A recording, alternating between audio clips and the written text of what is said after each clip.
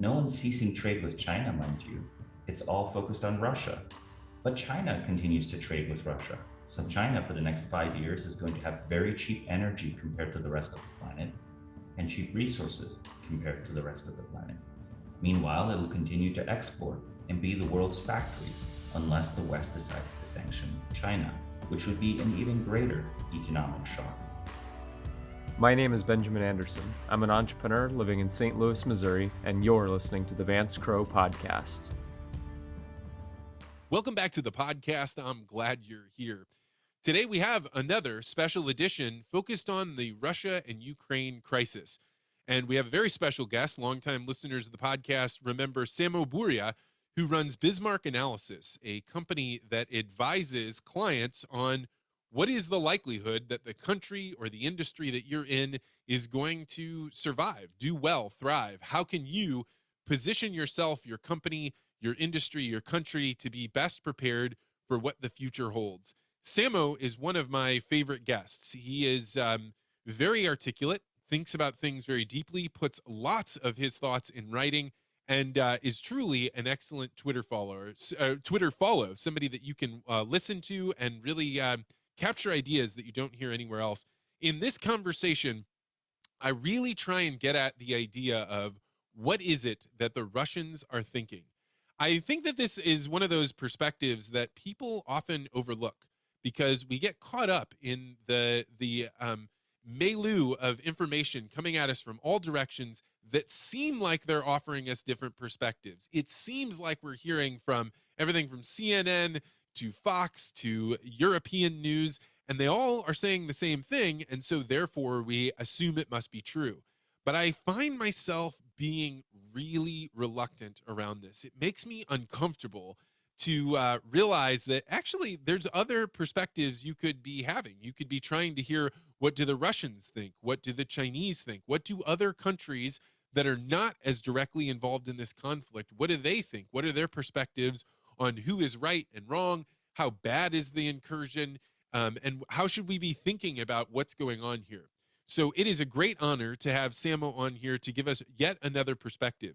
If you know someone that can offer the Russian perspective or somebody from an Asian culture that is deeply knowledgeable in this area, be sure to let me know that. I would love to have more people on with different perspectives.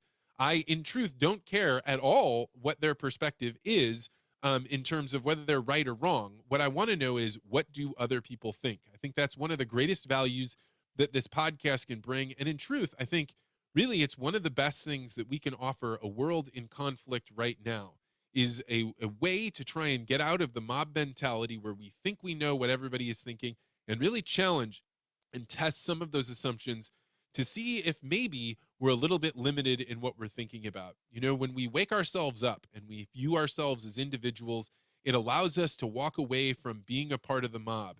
And longtime listeners of the podcast know that I am deeply afraid of the mob. And I think you should be too, because once a mob gets going, there is no way to stop it. There's no reasoning with them. And the only thing that can happen is physical conflict. So it is my hope that we can do our best by being a part of this podcast, by listening to different perspectives and trying to understand different points of view. If this is something you agree with, if this is a perspective that you like, being able to hear things that you don't necessarily agree with, don't even necessarily like hearing, but are interested in these different perspectives, then you might want to consider joining the Articulate Ventures Network. This is a group of people that gather. They are listeners of the podcast, people that love talking about interesting ideas, that are willing to explore, that challenge themselves and challenge others to think more deeply about things. And it's a private channel, so you're able to have the types of discussions that are difficult to have on these public social medias like Twitter and Facebook. And it really gives you a chance to build a community and a digital network that really gives you a way to look at the world in very interesting and new ways. So if you're interested in joining a group like this, you can go to network.articulate.ventures to find out how to subscribe. All right, well, without further ado, we are going to head to my interview with the wonderful and insightful Samo Burja. Samo Burja, welcome back to the podcast. Thank you, Vance. It's good to be here. So it is Thursday, March 10th, and the world is watching what's going on between Russia and the Ukraine. From your perspective, what is the lay of the land? Well, the Russian invasion is proceeding about as fast as you might expect an actual mechanized warfare invasion of a country to go. A lot of people propose that the very fact that the Ukrainian government wasn't overpowered in the first 48 hours is itself proof of a failed Russian plan. I don't see any evidence of this. I think the case is the Russians are willing to slog through casualties and logistical difficulties, and they've always been willing to slog through from day one. Yeah, I noticed that you had put out a tweet that caught the attention of my network, and it was the to the extent that the Ukrainians seem to be winning the war on social media, but that is not actually how kinetic wars are won. Can you talk a little bit about that? I think it's good to remember that Armenia's social media game was excellent in the Armenian Azerbaijan war, but Armenia still ended up losing that war. Now, of course, good public relations help with the politics of securing support from Western countries. But Western countries have given Ukraine all the support they really can without risking further escalation from Russia. Yet Russia is still winning on the ground, still gaining territory day after day, again, at a heavy cost, a heavy economic cost, a heavy human cost. But this was a cost they were always willing to pay. It's been an interesting thing. I was watching German media, trying to get as many different perspectives on what's going on as I can. As far as I can tell, most of the European media, at least Western European and US media, are all in lockstep. But I found it interesting that the German media was saying, bragging essentially, that they have given more weapons to the Ukrainians than any other arms trade in the history of Western civilization. To me, that is a signal to Russia that you're at war with them. Does Russia perceive it that way? The Russian perception is that there has been an undeclared war going on for a long time. Now, whether this perception coming from the highest levels of decision making in the Russian Federation, right, be it the president, Vladimir Putin himself, be it his core advisors, be it the defense minister, the foreign minister, Lavrov, it is the perspective that they have voiced for a very, very long time. From their point of view, this is just an escalation in that existing undeclared war. Now, I don't think they're going to retaliate and push back immediately, but they will see and believe all their premises to have been vindicated. They'll believe the West is far from a neutral actor intent on, at all costs, increasing the damage to Russian forces. So their perspective isn't that the West is trying to help out a small country that's under attack. Their perspective is the West is willing to fight Russia to the last dead Ukrainian. So they don't even, bizarrely, right? They don't view themselves as responsible for the relevant suffering in Ukraine. They view the West as co-responsible. And while it is an unjust war, the Russians did invade the country.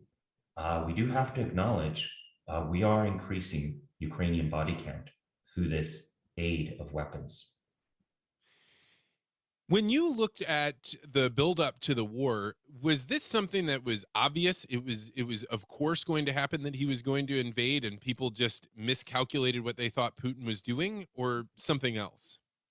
Well, I think that the cost of the buildup was always significant.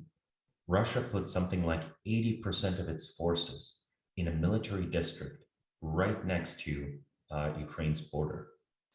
This kind of buildup could only end through a pre-negotiated surrender of Ukraine on some important issue of policy, right? Not necessarily a surrender of policy, perhaps something as something significant, right? Something like the recognition of Russian control of Crimea so that the internationally recognized borders move to where the de facto borders were in 2014 and have been since 2014, plus perhaps a guarantee, maybe a constitutional amendment, that Ukraine is never going to pursue entering NATO. For understandable reasons, this wasn't acceptable to the Ukrainian government, and we in fact do not know whether the ultimatum given to the Ukrainian government was not even harsher. But that type of buildup must have a political payoff. It never made sense to think of it as a giant bluff, right? Just a way to rattle Western observers. Almost honestly, that's a little bit narcissistic of Western observers to begin with. We're not that important. Yeah, I was listening to John Mershmer talk about the buildup, and this was like a lecture from 6 years ago, and he was saying, "Hey, everybody, we are being really antagonistic to the Russians, and we don't actually have a huge strategic interest there. We're building up troops. We're definitely sending them arms and trying to encourage them to join the Western border. Whereas if you did that to the United States, the Monroe Doctrine would say, absolutely not. We cannot have aggressive weapons near us. We're going to do everything we can to push that back and out of the world." Do you agree? Were we antagonistic for years and years leading up to this? Two things are simultaneously true. Russia never truly wanted an independent Ukraine, right? And simultaneously, the West has been overextending by approaching Russian spheres of influence. It is unacceptable for Moscow, just as might be for any other great power, to have the possibility of hypersonic missiles 4 minutes away from launch reaching your capital. If you imagine that Florida became an independent country and pursued a policy of allying itself with China and Russia, entering a military alliance that would allow China or Russia to put hypersonic missiles right next to Miami, I don't think we would tolerate this. And we have evidence that we would not tolerate this, right? It's called the Cuban Missile Crisis, right? When Cuba flipped from capitalist West to communist East, from an American client state to a communist state aligned with the Soviet Union. The Soviet Union installed missiles in the 1960s. All measures available, including sponsoring an invasion, a failed invasion in the Bay of Pigs, were undertaken by the US to neutralize this real strategic threat. I think that kind of comparison does bring it home for people, because I think, the general narrative for regular people is Putin really wants Ukraine. He's deranged. He's like a power hungry maniac. And he doesn't care who he hurts to get these things. And like, there's probably pretty strong evidence from how he's killed his enemies, but that also that if the Ukraine wants to join NATO, this is like intrinsically a good thing. It seems almost like joining the UN, just like joining a club, when people don't realize this means they're going to have weapons pointed towards Russia. And then in addition to that, they also are in a mutual pact that if Russia ever decides they have a border dispute with the Ukraine and they invade them, now they're going to war with many different countries. I think the perception of NATO as a neutral institution is inaccurate. NATO just is the Western alliance, okay? And NATO does intervene in other countries, not purely defensively, right? There have been NATO actions in the past during the Yugoslav war and so on. Further, US troops are already right next to Russia, as are US military installations in the Baltic states, of course. Now, the perspective of countries like Ukraine, the Baltic states, is that their only hope of independence is to join this Western alliance. But it is, in fact, an alliance that was always designed as a counter-Russia alliance. That's the origin of NATO. That has been its function since the 1950s onwards. That never changed, right? When Russian leaders cautiously, asked whether they could join NATO in the early 2000s. So I am talking literally about Putin 20 years ago. This was met with a cold reception. Of course, allowing Russia to enter NATO defeats the purpose of NATO. But then what is the purpose of NATO, right? It is Russian containment. It's been really difficult to be able to know what is going on in this area. And last night I was doing some research. I've been on this path trying to find people from Russia to come on and talk about it. And the few Russian people I know, they've not been interested. The connections I've made to other people, they're not interested. So the only thing you can do then is go watch news reports. The US, some of our tech companies have banned things like Russia Today. And the media reports, if you watch anything, not just US, but Canada, anywhere through Western Europe, it's basically the same thing. How is anyone in a situation like this to get a perspective that is different than Western media and their perception that it is Russia is all bad, everything they're doing is evil, and everything the West is doing is good and righteous and pure of heart? It's becoming quite difficult. I think we're seeing the deglobalization of the internet, right? We're seeing the splitting of the internet, not just from China's Great Firewall, not just from Russian censorship, but from Western censorship as well. If you try to access Russian sites today from Germany, you're going to have a very hard time. Many of those websites have been blocked. I think this is only going to be escalated. So where can you go? I think that some Indian and Middle Eastern news sources will still present both perspectives. So it's still possible to find media that's from genuinely non aligned countries. However, if you want to get the Russian perspective or the Chinese perspective specifically, it's going to be harder and harder to access that as the internet becomes less free, as it becomes more fragmented between the great powers. And this is awful because when we were kids, right, as the internet was being presented to us, of like, think of all the wonderful things that will happen, one of the very, very top things was they were saying, look, before we go in to attack Iraq, we can call up Iraqis and we can ask them, Right. do you like Saddam Hussein or do you not? None of that is happening. And not only is it not happening because it's hard to find somebody from Russia, but our government is actively working against it, it seems like. Yes, and the justification for this is misinformation campaigns. While we're thinking of, foreign misinformation, it's good to remember we never lacked domestic misinformation either. The propaganda war has been on for centuries, and it's only ever escalated with new technologies.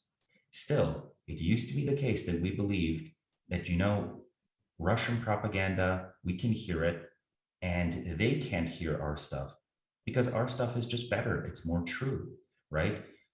I think we're starting to be a little afraid. I think we're starting to fear critique from the outside of the system. And I think this is, yes, of course, sometimes they lie. Sometimes, fake news is spread, whatever.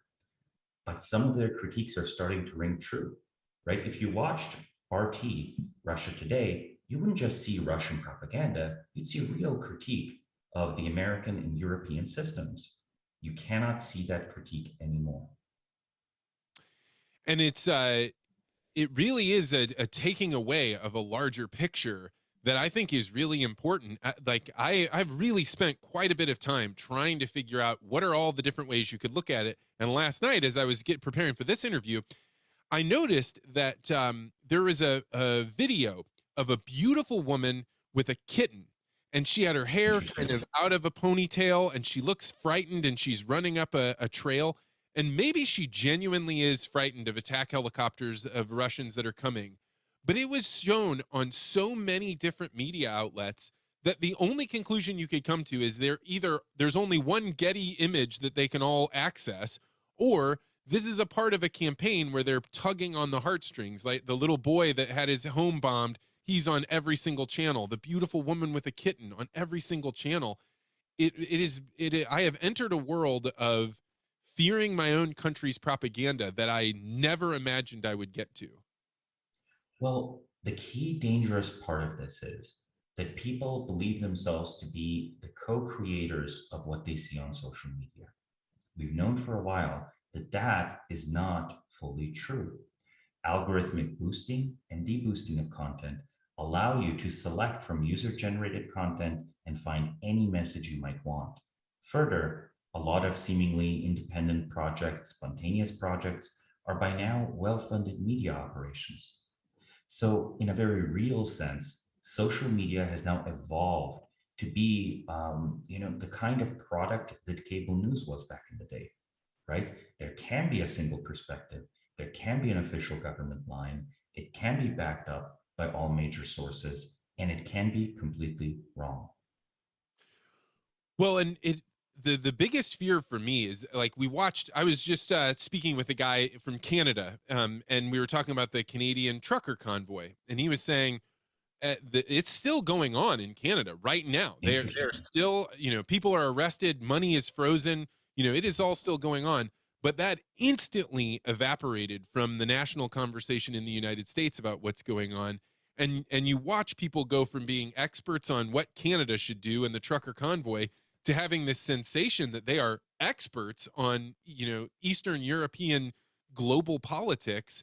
And their belief in this gives them I don't know. I think people feel compelled to go out on social media and fan the flames about how evil this is, which how the Russians are behaving, which then gives our government more ability, more flexibility to do these actions. And it seems like far more engineered than I've ever observed before. Maybe this is always the way that it was, but it seems so much faster and more deliberate now. There's an escalation of it. That's certainly true. Technology speeds up the way in which public, consent can be manufactured. And I do think it's important to understand here that it's very easy to reliably manufacture the public's consent. And again, to not just be critical of the United States, right? In Russia, right now, the vast majority of the people support the president's actions. It doesn't mean that if they thought it through, they would really support an invasion of Ukraine. It's, after all, a country that's many familial ties, right? There are many people who have family in Ukraine, in Russia, right? These are two societies that have been tightly interwoven. Um, but the media, the media echo chamber that exists here exists in Russia as well. This is why I think we should keep in mind that it's very reliable to be able to produce a mere consent from public opinion, at least in the short run, at least when hostilities are open and casualties are still low. When you look at the intents of Russia, do you see the same fear that they're going to march through Ukraine and then head straight into Poland, and then from Poland it's not very far to Germany, the way it is presented to us? No, no, there's no danger of Russia overrunning Europe. Militarily, they are straining to occupy what is already Europe's largest country, barring Russia. The correct way to think about this is that they are having a lot of trouble going through a country that's larger than Texas, right? Larger than Texas with a larger population, and being armed by every major power in the world. They will definitely not want to provoke NATO into a full war. First off, a full war with NATO is a war no one can win. And even if the nuclear factor wasn't on the table, they do not have the military capacity to defeat France, Germany, the United States, Britain, all of these countries, right? These countries that spend a lot on defense, have a lot of hardware the Russians can hope to match. Now, having said all of this, I do think there's the possibility the conflict expands. In particular, the small country of Moldova, right next to Ukraine, is not a NATO member and already has a Russian backed breakaway republic that has existed there since 1991. Yeah, and I think that the example of Georgia is a great example of, if you're not a member of NATO, they're not coming for you if Russia decides to come in, because one, they're not obligated to, and two, I think as much as there's a lot of saber rattling, people don't want to go to a full scale war. Proxy wars seem so much safer, so much less costly for the West. I mean, objectively speaking, it is very much safer. It's not very costly. We get to feel very good about supporting Ukrainians. Our own casualties are low. We provide them weapons. I honestly think the country is going to see a long, long period of recovery after this. It's going to take decades for it to replenish economically and demographically. There's no question that the war has been disastrous for Ukraine. The only question is, has it been good for anyone else? And, I think while Russia will achieve a military victory, it's not clear they'll achieve a political or economic victory out of this either. It's hard to be able to tell what a political victory would look like for the Russians, because when you listen to U.S. media, right, they're showing constant B-roll footage of people protesting, of people going and withdrawing their money from banks, and of oligarchs sitting outside of the country or even inside of the country saying these negative things about it. But I have to imagine Russia is showing the same thing to their people about things going wrong in the West. I think they very much are and have been for a while. And notably, they also can show the genuine complexities of Ukraine. There is, in fact, ethnic hatred now in Ukraine. It doesn't matter who started it, but there is.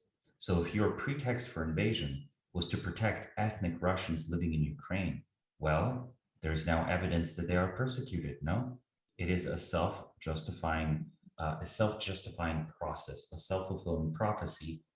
And the Ukrainian government has always had extremist nationalist groups as part of the governing coalition, right? The so-called Azov Battalion, with its extreme far-right ideology, has been a major staple of Russian propaganda. I think one of the most interesting things about the difference of perspectives is when I listen to Putin describe the military force that they're sending into the Ukraine, the West describes it as like full-on military war. They've taken their entire military, and to Putin, he's basically describing it as like a SEAL Team Special 6. military operation. Yeah, just like this tiny little thing. And I mean, it seems to me that it's more than just a few special operations units, but you would have no way of knowing that. It just depends on which camera you're viewing it through. Exactly. The full scale of the war is not presented to Russians. However, the full scale of the war hasn't even begun. The Russians were reluctant to use heavy artillery, I think because they wanted to minimize civilian casualties during their invasion. They've now started using artillery, right? They were open to the possibility that Ukraine might surrender in the first few days. They wanted to advance over territory that would be less contested since it would be more sympathetic to Russia. But as the war continues, as the economic sanctions pile on, I think they will start using their heavier artillery when besieging various Ukrainian cities. So the scale of the war won't be possible to hide at that point. But at that point, honestly, the Russian population will be feeling pretty besieged. Most of these sanctions, mind you, that the West is imposing, they don't hurt the government, not directly. They hurt the population with the argument that if the population is hurt enough, economically, socially, legally, it can't help but overthrow a government. This is not true. This has not been true in any country. When foreign sanctions are imposed on autocratic regimes, the autocratic regimes double down, and the population accurately perceives itself as being under siege by the whole world. And then that allows you to continue to give more and more power to your own government to try and fight on our behalf, right? If you felt like, hey, look at all these terrible things happening to us, they're not going to go out and fight as individuals. They empower their government to kick back. 50 years of economic isolation of North Korea have done zero, nothing to topple the government of North Korea. Now imagine the government of North Korea, except it has all the oil and gas it could want, all the food it could want, and 6,000 nuclear weapons. How in the world do people expect this government to fall? I just don't know.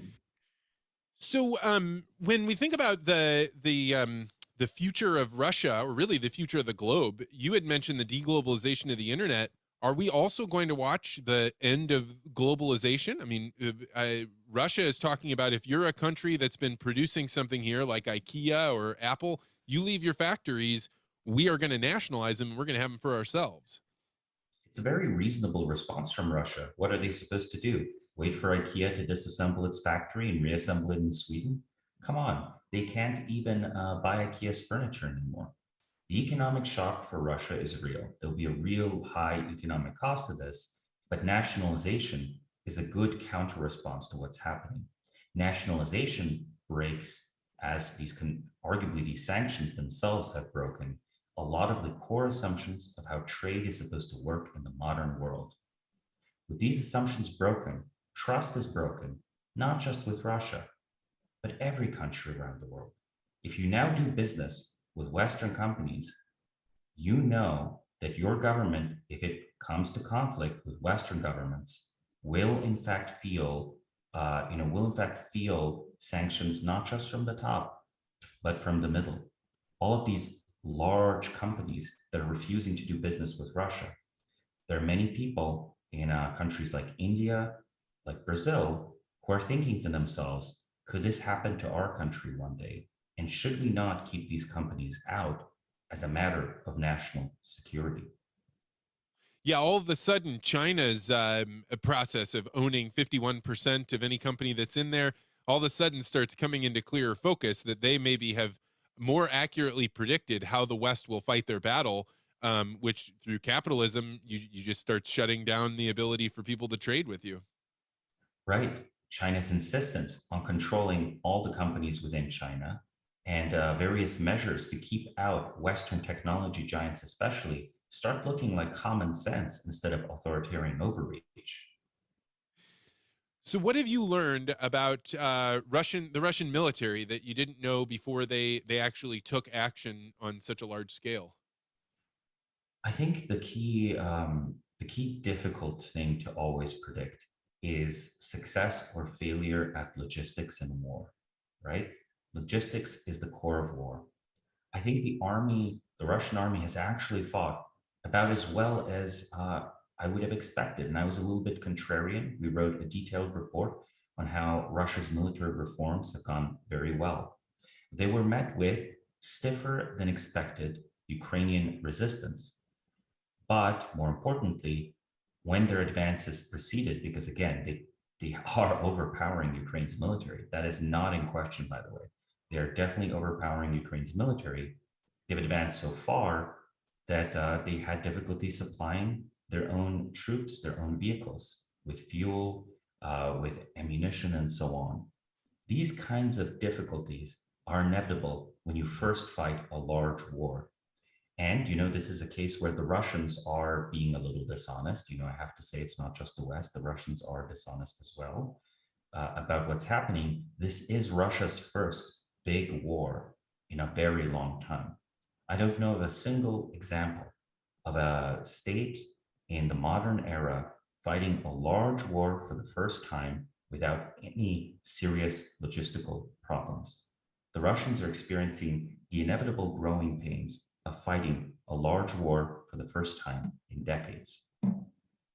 It's been interesting. I think I actually got this from something you had written, was that Russia really has kept this as a ground war. They didn't send in a bunch of bombers the way that we did into Iraq and just bomb them for 3 weeks before you come in, and then you're just kind of encountering rubble and whatever resistance is left.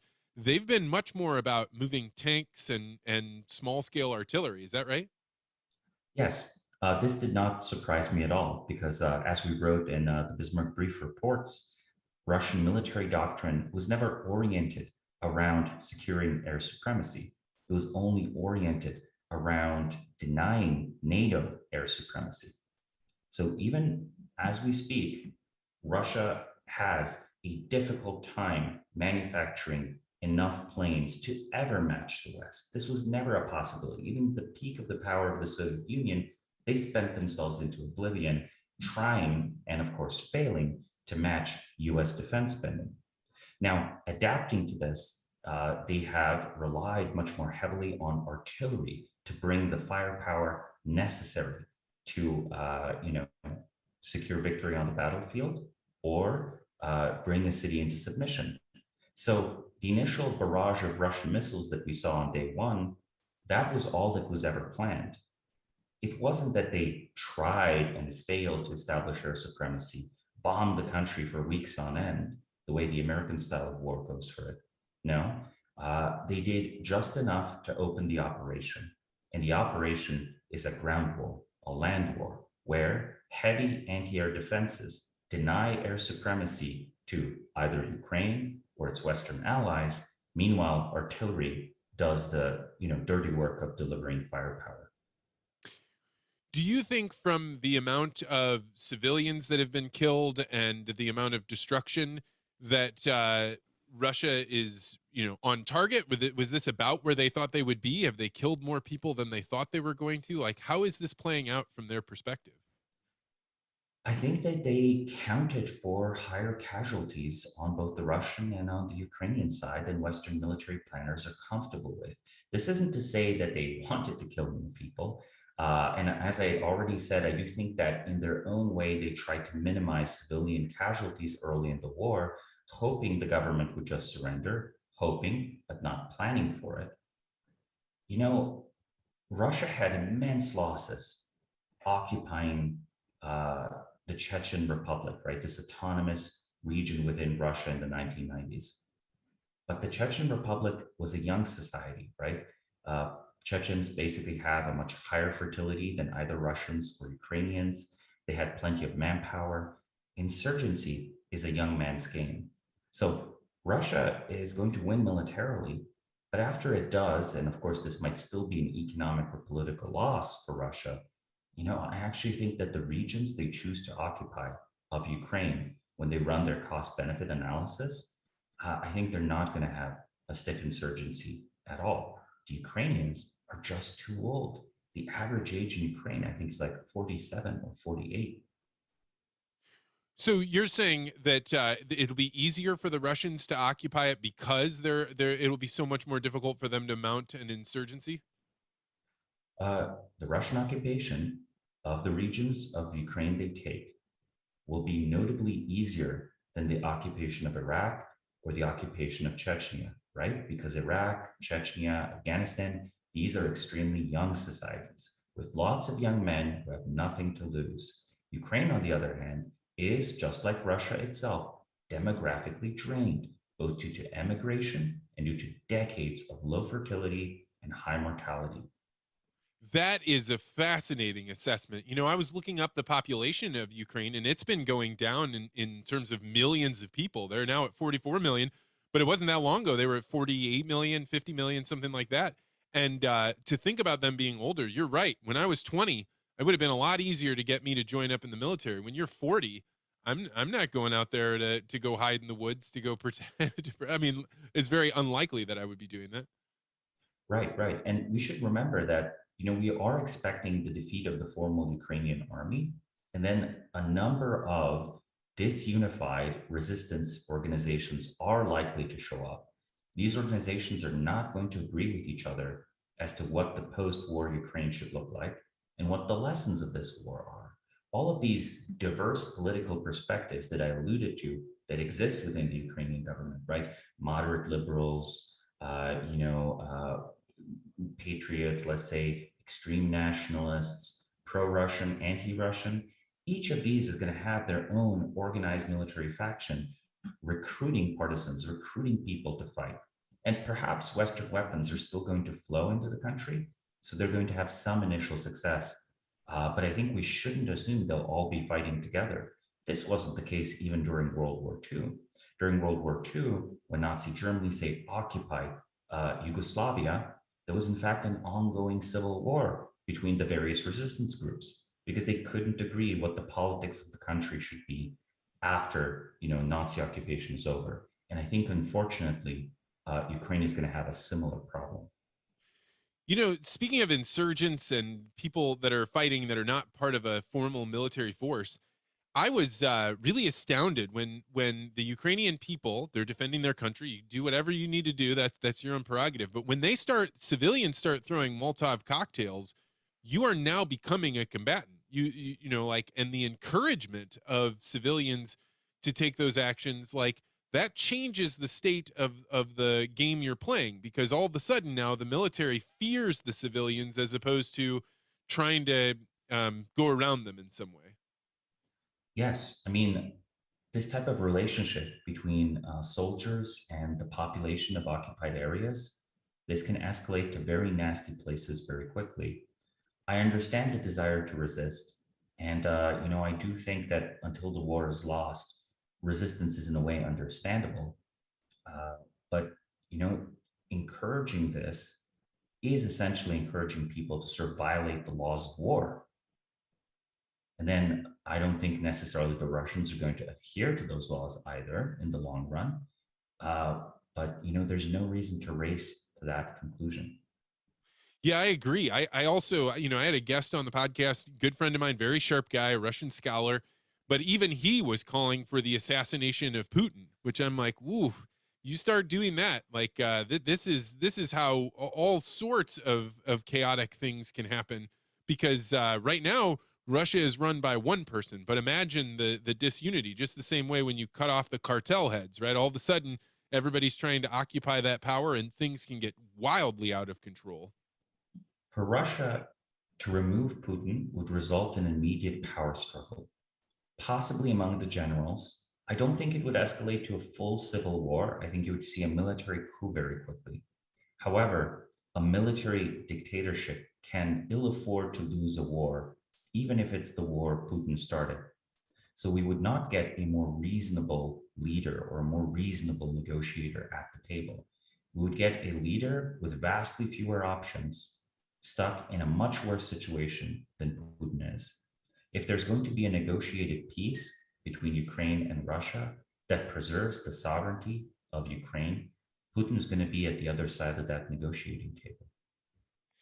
Yeah, and I think anytime you start fantasizing about assassinations, it seems like they're very limited views of the future, very much about not being able to understand just how quickly things can spiral out of control. When you do look at what is possible for Europe, what levers do they have left to pull if they want to try and affect the outcome without going to war? What other Mm. levers available to them? Well, they are still buying Russian natural gas. Uh, I don't think they actually can stop buying it. I think it's really embarrassing. Germany is emphasizing how much weapons it's shipping to Ukraine, but it's not emphasizing how much money it's sending to Russia right now to buy its natural gas. The embarrassing reality is that if Europe really wanted to hurt Russia, they could take the hit. They could have a winter of disquiet, of unhappiness, of deprivation as the heat goes out and as prices for electricity spike. If they did this, it would, of course, hurt Europe's economy in the short run, but it would hurt Russia's economy even more. They're not going to do this. They're too dependent, too comfortable, and they know it. Yeah, and there's a lot of knock on things that are happening. So I was just reading in the ag world, BASF was using natural gas to be able to produce nutrients, vitamins I for didn't realize that. livestock, and this is going to cause a massive shortage. So you already have all sorts of agricultural issues going on right now in the U.S. You've got avian flu, you've got prices of inputs like fertilizer going through the roof, and now you're going to have animal nutrition go down. Um, it seems to me that right now the West has not really had to endure much pain from this, but that ultimately these high prices aren't just going to be. It will be more than just the inflation caused by other actions the U.S. did to itself. Now you're talking about way bigger impacts on things like food. Well, food, energy prices, right? If I correctly remember, Ukraine is a major exporter as well of components needed for fertilizers. Yeah, that's right. And there was no overabundance of them prior to this, right? So Canada's had all kinds of problems being able to get fertilizer down to the U.S. I don't know if you probably don't follow this, but Bayer, which bought Monsanto, which means they own Roundup, had to go out to the public and say we are issuing a force majeure. We are saying acts of God have made it so we can't produce all of the Roundup we said we were going to produce. Right, right. People that are looking at their bricks and saying, "Oh, I might have to hand weed my bricks. This might be a problem." You don't realize if we run way low on glyphosate, this is like tens, hundreds, millions of acres of that you have to go out and hand weed, and we don't have the labor for it. And certainly around the world, they don't have the labor for it. And how long until the impacts of things that are going on in Eastern Europe start really impacting Americans? When do you think we start really? I mean, I guess maybe at the gas tank already. I think the economic consequences over the next 6 months will become harder and harder to deny. And even if the situation were to de escalate today, problems 4, 5, and 6 years down the line are now baked into the supply chains, baked into the economic logic of knock on effects.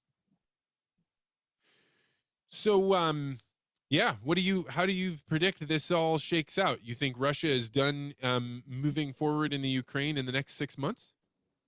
No, I think Russia is going to occupy at least the eastern half of the country. I think military actions won't stop until they have something they can domestically present as a great victory. Territory is something that the population has an easy time understanding. And in fact, territory is strategically valuable for the reasons we discussed, right? The further back you can push NATO missiles, the better it is for you. And, they basically don't expect any country around Russia that is not strongly aligned with Russia to stay out of NATO. I think they were expecting NATO expansion to reach and envelop all of Russia's former neighborhood.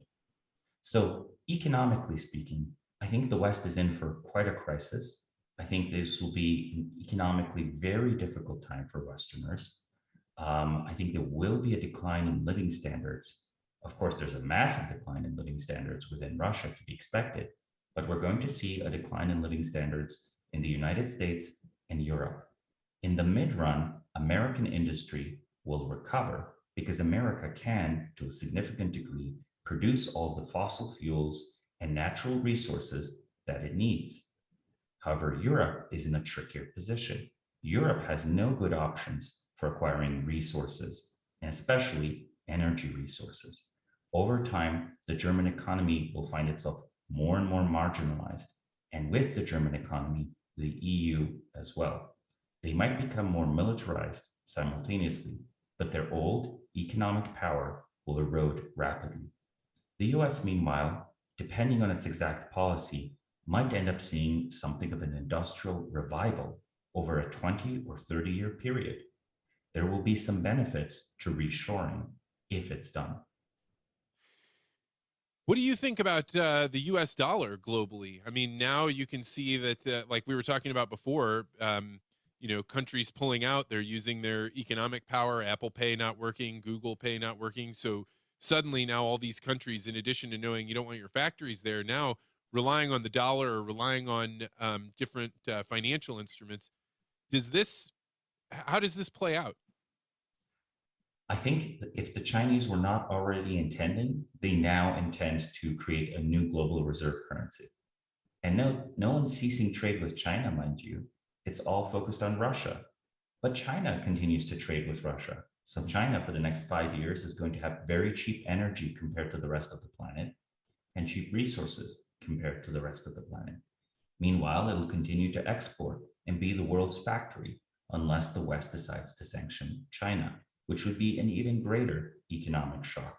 So China will be economically well positioned and politically well positioned over the next 5 or 10 years to try to dislodge the dollar. That's wild. And when you consider the Federal Reserve coming out and saying, there can be, I don't know the exact phrase, was that there can be multiple reserve currencies or something to that extent? That's already an admission of defeat, isn't it? Yeah, I mean, one that just a few years ago, to have heard someone from the Fed utter that, you would imagine they were just about ready to lose their job or something. This would be insane. We've already had a monetary and financial system that was under immense strain because of COVID.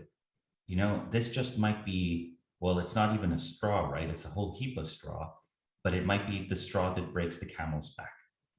Yeah, as one of my friends called it, the de-dollarization avalanche. Once it kicks off, now there's all sorts of reasons, and countries that have, decades and decades and decades of experience of why they would want a different reserve currency, now blowing as much oxygen as possible on that fire. I mean, you can see China taking on huge reserves of commodities. And our commodity market in the U.S. does a lot to hold up the dollar, right? If you all of a sudden stop needing to do trade, you're not selling corn or soybeans to China. This is a world-changing event, or at least for the Americans. Well, we'll see how exactly the economics of it shakes up. There is an argument for a fundamental optimism on America's fundamentals. remains one of the largest countries in the world, the most populous, most resources, most intellectual resources too, right? Uh, a still solid, if decaying, industrial base. However, I don't think the US as we knew it 5 years ago is going to continue to exist. The society is going to transform. The political entity, of course, is going to endure. But can you imagine an America that's radically definancialized? Is that even still America? That is a fascinating question, actually. I mean, I don't even know where to begin thinking about that. I mean, like our all of New York City is based on finance. Without it, I don't even know what those buildings are doing there. To even go look at the big population areas of St. Louis. I mean, that is all Yes. based around financial management. Yes. And most of America's economic production is mediated through this financial layer. This financial layer, they'll find itself in crisis. Now, I don't think this will go all the way to some sort of suspension of private property or anything like that. But it might mean a return to a system much more similar to what the US had in the 1950s, much less financialized, a few large companies that basically now also officially are understood to be quasi monopolists, right? So it's not that they're de facto monopolists or oligopolists. They, in fact, are called upon to do things not for the bottom line, but for what's good for the country. If you remember, General Motors, General Electric, this sort of strange collaboration that could work at times very well between government and the largest companies, we might see a return to that. Oh man, you are describing my nightmare scenario. This is the opposite of what. So, what do you think about about cryptocurrency in this environment? I mean, you watched, and we don't just think about Russia and the Ukraine. We look at what happened in Canada, right? Canada, they seized all the assets and the property of people that were involved in the trucker convoy. You It see, was it was frozen, but yes, it was de facto seized, right? If you have something that's frozen for a very long time, it's been seized, it's been yeah, destroyed. fair enough, right? What do you think? Is this just what crypto fights are looking for to say, yeah, see, we were right all along, or do they actually have justification? Do you think this will propel the rise of cryptographic currencies? Well, I think cryptocurrencies have long made the case that there would be a decentralized, sort of government-resistant form of wealth. Russians right now, who had their cryptocurrency in Coinbase, have lost all of those savings. So, as soon as you're relying on intermediating services, the very services that have allowed crypto to become much more powerful, popular, a much more viable currency, those very services are the ones that make it once more vulnerable to government action. I don't think crypto is a safe haven from these types of events. Oh, that's an interesting perspective. So, from my point of view, if you don't own your private keys, right, you don't own Bitcoin. You own some kind of investment in Bitcoin, which would be Coinbase. Right. But I would have imagined that the people that hold their own keys were somehow protected from this government. But you Well, don't think so? they are to a significant extent, but the value of the Bitcoin that you're holding, actually holding, right? That value is very much tied to the people who are sort of, holding that investment in Bitcoin. If, for example, everyone at Coinbase, everyone who has their cryptocurrency in Coinbase is expropriated, the value of Bitcoin goes down, not up, even for the people who have their, wallets in cold storage or whatever. Yeah, fair. That's a great point. That is actually a very fair point. So, what are the questions that people that are approaching Bismarck are coming to you and saying, "Hey, we need to have a vision, 6 months or a year out." Now that we've watched this crisis unfold or this conflict unfold, how have the questions changed for what you guys are getting asked? People are much more interested in various weapon systems. They're much more interested in, the future of drone warfare, or what's the role of anti-air, or how good are the anti-tank missiles. And I think this is a little bit of a bias because that's just so salient. But for the 6 month period, for the 2 year period, people are really tracking energy. We've got multiple new commissions in, people interested in the future of natural gas, the future of solar. Is solar fake? Is it actually going to reduce demand for fossil fuels? People are looking at nuclear again. They're wondering where they could build nuclear power plants. So the energy dimension is a big one. I have not seen as much interest as I expected in people just trying to disrupt the financial sector. That's because right now, I think everyone's holding their breath and hoping against hope that somehow the financial house of cards we stand on doesn't collapse. But of course, if you were to disrupt that sector, this is the best time. When the house of cards starts crumbling, there'll be opportunities for fintech innovation. Yeah, I think that's one of the scariest parts about entering a war with a or entering some kind of conflict, whatever we're in, a cold war that we are with Russia, because it wouldn't take very much to upset our financial just people's trust. Can I use my credit cards? Will my bank account be secure? All of these things that right now they're so natural to us, we believe they could Yes. be impenetrable. But once you show a crack in that, all kinds of things could change about society. I think you're very accurate in your assessment of what is our society if not mediated through our financial markets. Right, right. And there are alternatives to this. There are alternatives to the current way we do finance. We don't have to abandon finance, but we've been overdue for deep, serious reforms for many decades. And this overhang, it's not only been driven by, geopolitical transformations. It's been changed by the very technology, right? The very technology has been pressuring on us, tried to figure out something new, and we haven't so far.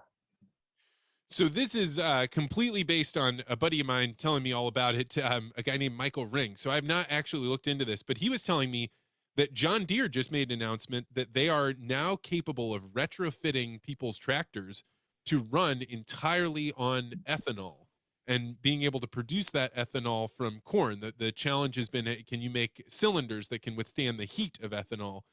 What do you think? Is this a viable option? Will we be running tractors on 100% ethanol? Well, I think the energy ROI is the big question, right? If you're using ethanol to run your tractors to grow corn, does that cycle, right, of corn to ethanol to back to the tractor, does that lose energy or gain energy? I think it loses energy. So I don't think that's viable. It might, on the margin, there might be times when it's cost effective to do it, but I don't think this is a viable way to run an agricultural base. We remain, for now, dependent on fossil fuels in a number of ways in modern agriculture, as I'm sure you and your listeners well know. So let's talk about U.S. energy then, as this is clearly people have started saying, "Hey, why don't we start opening up our wells? Why don't we start opening up pipelines?"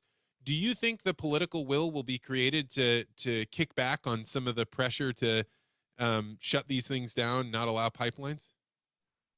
I think some of that pressure will be, some of the resistance to new pipelines will be overcome. But there is a basic problem where US oil is very light and it's been getting lighter over time. You need to mix it in with heavier oil that until now we've been importing from Russia to refine effectively. America does a lot of the world's refining, not just a lot of the drilling for oil. So, where exactly does this heavier oil come from? Is, I think, the greatest energy challenge. Natural gas, America's fine. Electricity, well, we're doing better than Germany. Light oil, we're doing pretty well as well. But where are we going to get the heavy oil that makes the refining process efficient? They're looking at options like Venezuela and Iran right now, not your first picks. Oh, that's interesting because I had actually seen that the U.S. had sent some envoy to Venezuela, and I didn't even pay any attention to it at all. But that's what they're doing is to go find this heavy Right. oil. Exactly, exactly. Fracking, I think, obviously is going to thrive, but fracking in itself doesn't solve the problem of what kind of oil you're getting out of the ground. Well, Samo, as people are being focused on Ukraine and Russia, that means they are not paying attention to other big things going on in the world. What would you recommend people keep an eye on as potentially the next big thing? Well, I think that energy policy is really central. Energy policy in Europe, energy policy in America. The second thing is China. I think we should very carefully be watching for any changes in Chinese economic policy. I think that it's inevitable in the next 5 or 6 years that reunification with Taiwan will be pursued. It might not be pursued through military means, but it might be pursued through a form of economic warfare. 5 to 6 years. That's interesting. That's one of those things that I think most people put it off as like, yeah, China's going to continue to try that unification. But to put that timeline on it, 5 to 6 years, the people that I know that are familiar with what's going on in Taiwan already say they feel a big switch, right? The people that are in power Right. are holding referendums on things that the people don't want them to hold referendums on. Things like, well, in any case, they believe that there's a temperature change going on in that situation, and I've kind of just blown it off, being like, I don't know. I think that just like It's going to drag on. yeah, drag on. It'll just never end. It'll never change. I think things never change until they suddenly do. Well, Samo, I so deeply appreciate you coming on to do this special report on Ukraine. It's a great honor to have you, and we're always deeply appreciative of your willingness to share your time and your knowledge. Thank you so much. Thank you for having me on the show. It was a great set of questions.